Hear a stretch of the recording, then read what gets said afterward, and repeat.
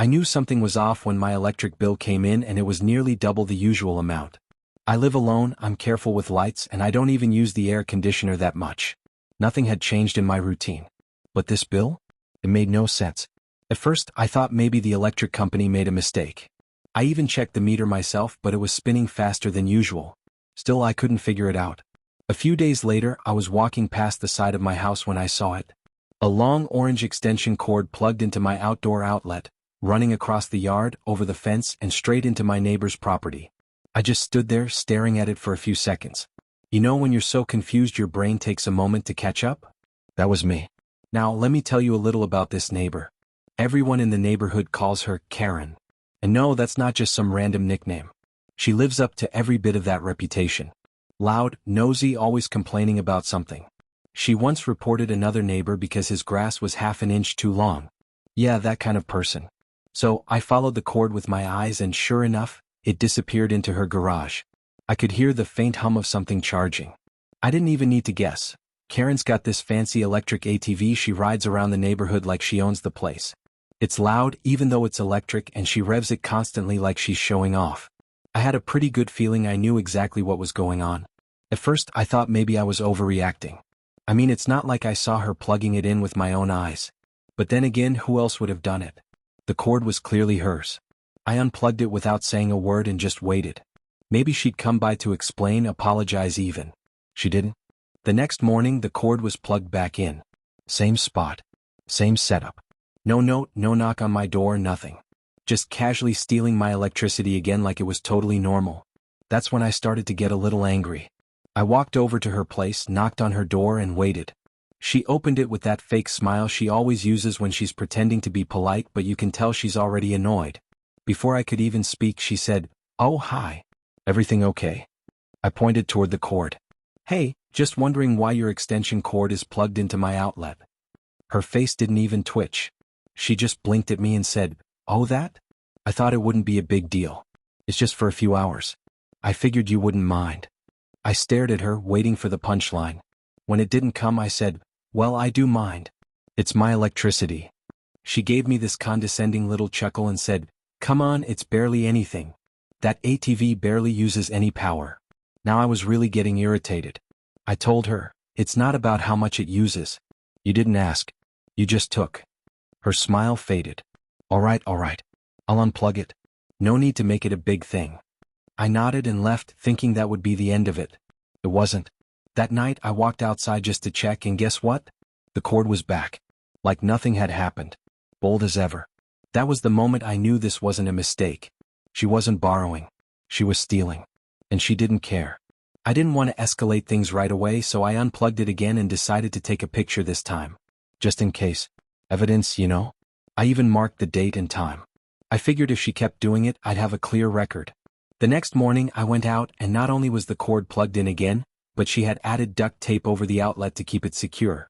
Like she was claiming it as hers or something. I actually laughed out loud. It was so ridiculous I couldn't believe it. Who taped someone else's outlet shut?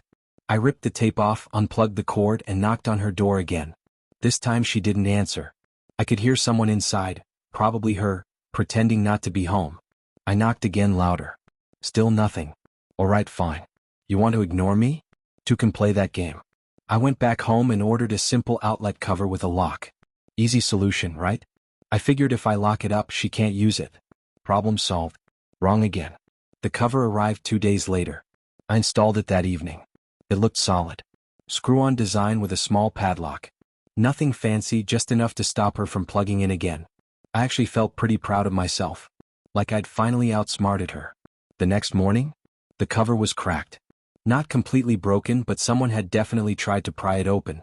I could see scratch marks where a screwdriver or something had been jammed in. And the padlock? Gone. Just vanished. She must have cut it. I was beyond frustrated at this point. This wasn't just stealing, this was war.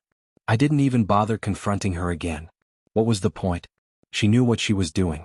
She thought I wouldn't fight back. Maybe she thought I'd just give up. That I'd get tired of dealing with it. But she underestimated how stubborn I can be. You see, I'm not the kind of person who starts drama. I keep to myself, mind my own business, stay quiet. But if you mess with me over and over, eventually I snap. And I was just about at my snapping point. I stood there looking at that damaged outlet cover and I thought, okay, if she wants to play games, fine. I'll play. But this time I wouldn't just unplug her. I wouldn't just lock the outlet. I'd give her a little surprise she wouldn't forget. That night I stayed up thinking. I've got some basic electrical knowledge, enough to mess around with simple wiring and circuits. Nothing dangerous, of course. I wasn't trying to hurt anyone. But I knew I could set something up that would make her think twice before plugging in again. The idea started forming in my head, and the more I thought about it, the more it made me smile. This wasn't just about power anymore. It was about standing up for myself. She'd been getting away with this because she assumed I wouldn't do anything, that I'd stay quiet. But not this time. I went to the hardware store the next day, picked up a few parts, and started putting together a little device I like to call Karma in a box. And that, well, let's just say that was the beginning of the end for Karen's free power supply. The next few days felt weird. I knew Karen would be back, but I didn't know when. It was like waiting for a mosquito to land on you so you can smack it. You're annoyed, alert, and just a little bit paranoid. Every time I walked past the side of my house, I half expected to see that orange extension cord again. And sure enough, just 3 nights later there it was, plugged in again like nothing had changed. But this time I didn't unplug it right away. I just stood there looking at it, thinking. I realized I was done reacting. I wanted proof. Real, undeniable proof that she was doing this on purpose, not by mistake or just for a second. I wanted to see her actually walk into my yard and plug that thing in herself. So I went inside, grabbed my phone, and ordered a cheap little motion-activated security camera. Nothing fancy. Just something I could mount near the outlet, hidden under a small ledge by the side wall. It had night vision too, which was perfect because I knew she mostly did this at night. Probably thought it was less suspicious. When it arrived, I installed it that same evening.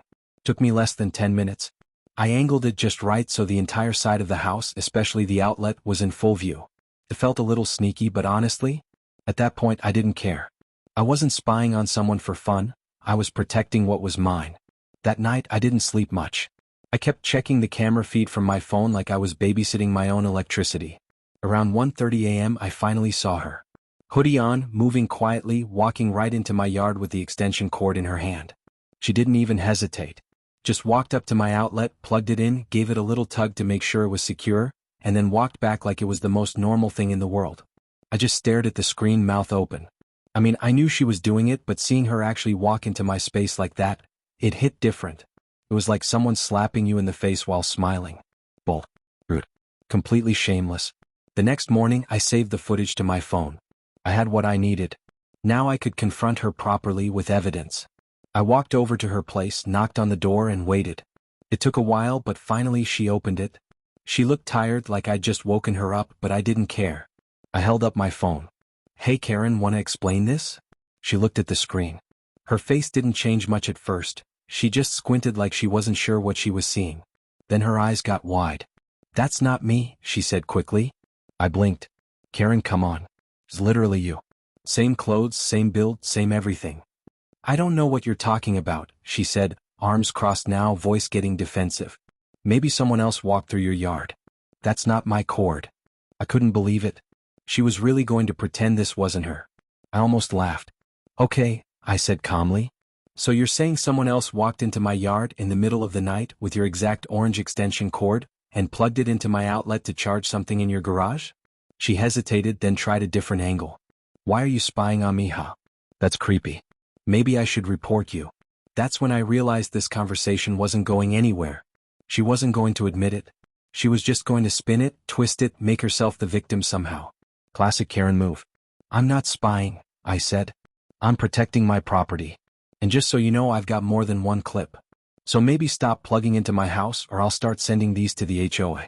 Or the cops. She didn't say anything after that. Just stood there glaring at me like I was the one stealing from her. I turned and walked away, hoping that would finally end it. But of course it didn't. The very next night, I got another notification on my phone. Motion detected. I looked at the feed and there she was again. This time, she had a hoodie on with the hood up and her face turned away from the camera. Like that would make a difference. I couldn't believe it. After all that, the proof, the confrontation, she still came back. It was like she couldn't help herself. Either she was just that entitled or she thought I wouldn't actually do anything about it. That's when something inside me snapped. I wasn't just annoyed anymore, I was done. Done being polite. Done playing nice. She didn't respect boundaries. She didn't care about rules. And she obviously didn't fear consequences. So I decided to stop warning her. The next morning, I went to the garage and pulled out an old breaker switch I had from a project I'd never finished. I started drawing up a basic idea in my head. I wasn't trying to hurt her or damage anything seriously, but I wanted to give her a little scare. Something to make her realize this wasn't a game. Something that would make her think twice before ever touching my outlet again. I went to the hardware store again, picked up a few extra wires, a fuse and a couple of resistors. I was careful about it. I wasn't going to build something dangerous, but I could make something tricky. A decoy outlet maybe that looked real but was connected to a hidden breaker. Something that would trip the power the moment it was used incorrectly. A little zap. Enough to shut things down. It took me a few hours to rig it up. I even added a little delay switch so it wouldn't activate the second something was plugged in. Just enough time to make it seem like it was working before. Surprise. I tested it with my own charger, made sure it didn't actually damage anything, just shut off power temporarily and popped the breaker.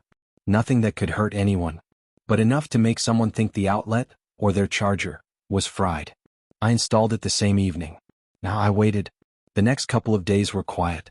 No motion alerts, no extension cords. I started to wonder if she had finally gotten the message. Maybe the confrontation had finally sunk in. Or maybe she was just being cautious, trying to see if I was bluffing.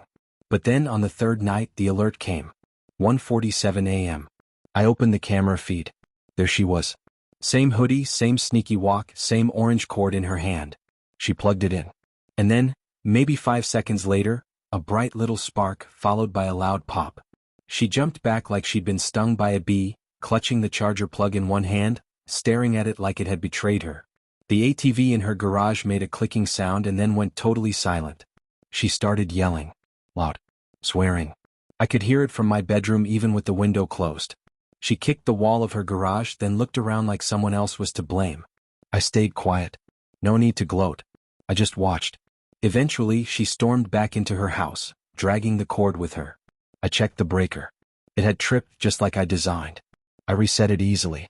Everything inside my house was fine. But whatever cheap charger she was using, that thing was probably toast. The next day, I stepped outside and found the cord coiled neatly on the sidewalk between our houses. Like some kind of weird peace offering. No note. No apology. Just the cord left out there like she wanted to pretend the whole thing had never happened. I smiled. Because I knew. She wouldn't be back. I thought it was over. After that little spark show I'd prepared, I figured Karen would finally back off. The coiled cord left silently on the sidewalk felt like her version of giving up. No apology, of course, because that would require humility, but still, it seemed like she'd accepted defeat. And for a few days everything went quiet. No more cords.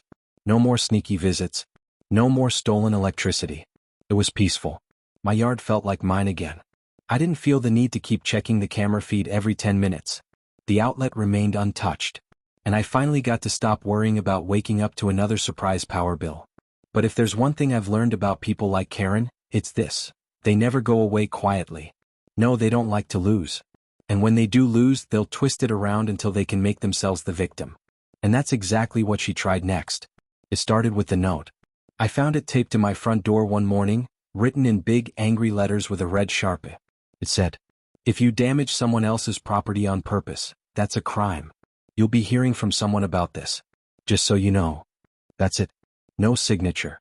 But come on, who else would it be? No one else on the block had a problem with me. And besides, her passive-aggressive tone was all over it. You could practically hear her voice in every word. I pulled it off the door and laughed. Not because it was funny, but because it was so ridiculous.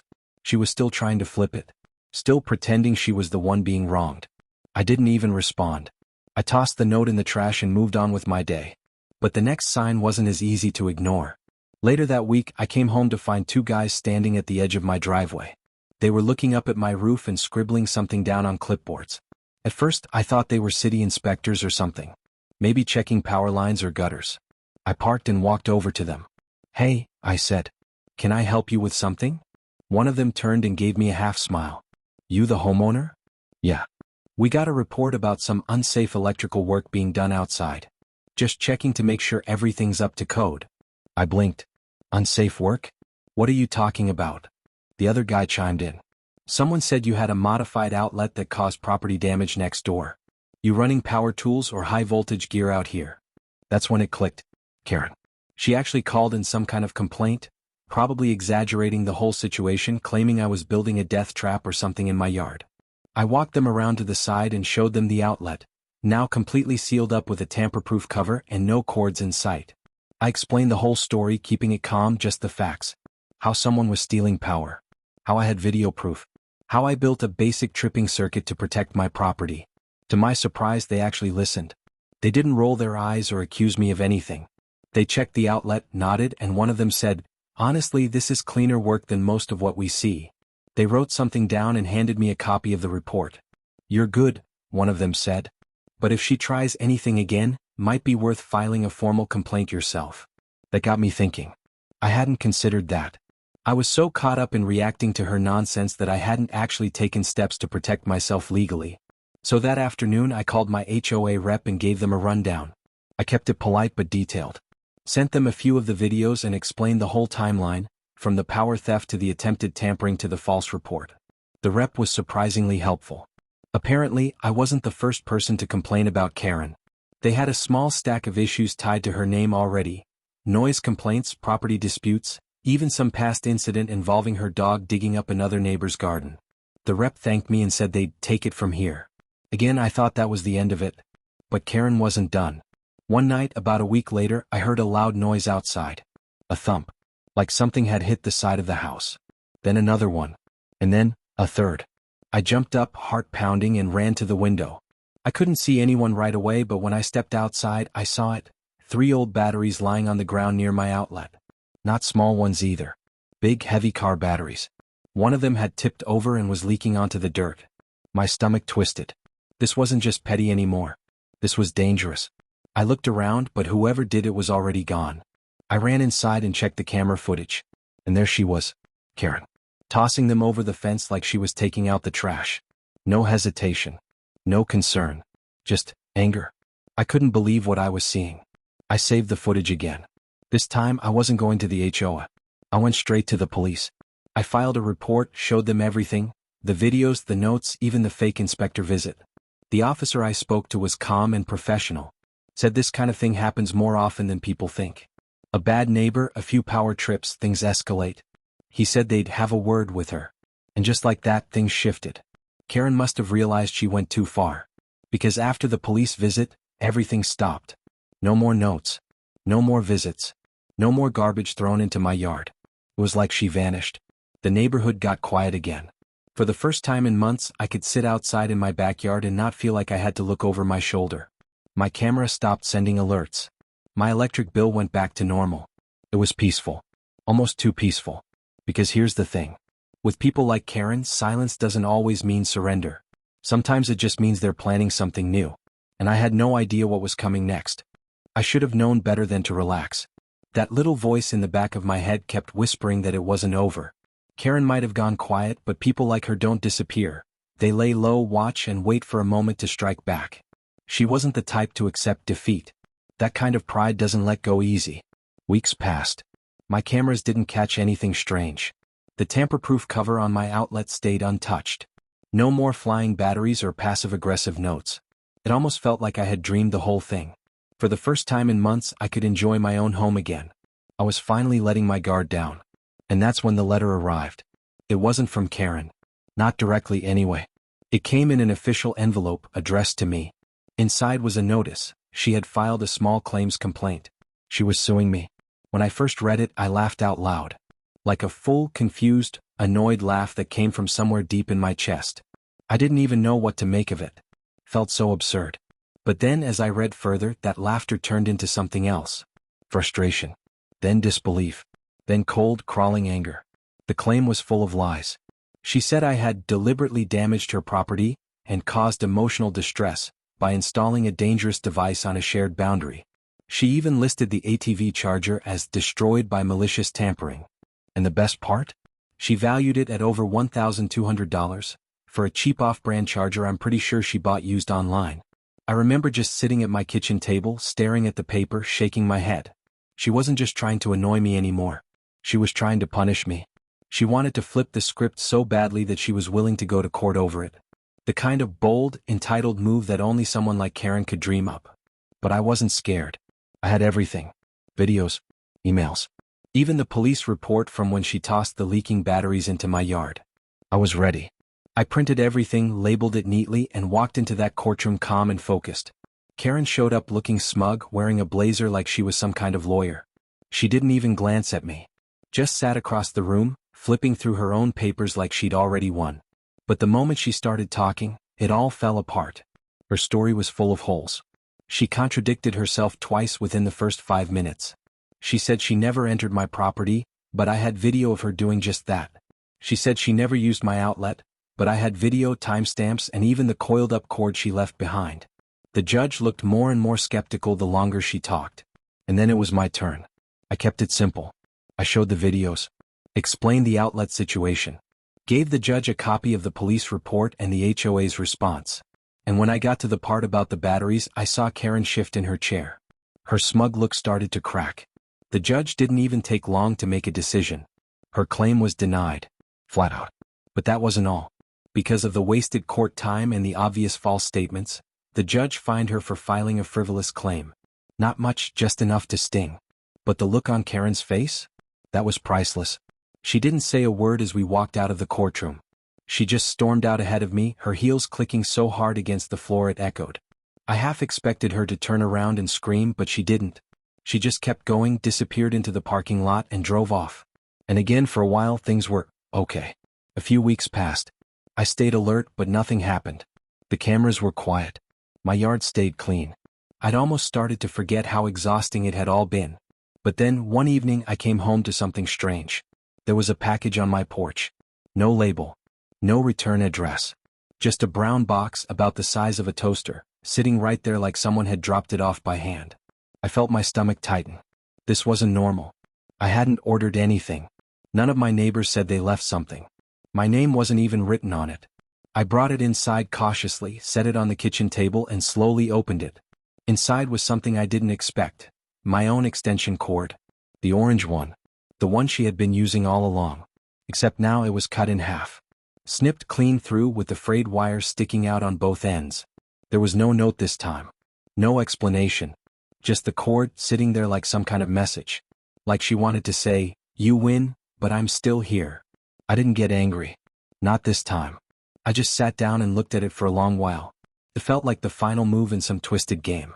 One last jab, quiet and bitter. Not loud like before, not violent or reckless, just petty. Like the last breath of her losing battle. I didn't throw it out right away. I kept it for a bit. Maybe as a reminder. Maybe as proof that sometimes standing up for yourself means being patient. Being smart. And not letting someone push you around no matter how sneaky or relentless they are. I eventually tossed the cord in the trash. Along with the memory of every time I came home to find my outlet hijacked. Every note. Every false complaint. Every bottle of Advil I'd gone through after dealing with her nonsense. And my life went on. Quiet. Normal. Mine again. Sometimes when I walk past the side of the house, I glance at that outlet. Covered. Untouched. Just a piece of plastic with a story behind it that no one would ever guess unless they heard the whole thing. And sometimes, when the wind is just right, I swear I can still smell the faint burnt plastic from the day that Charger met its fate. It makes me smile. Just a little. Because some battles don't need shouting to be won. Just a little spark. And someone finally saying, "Enough."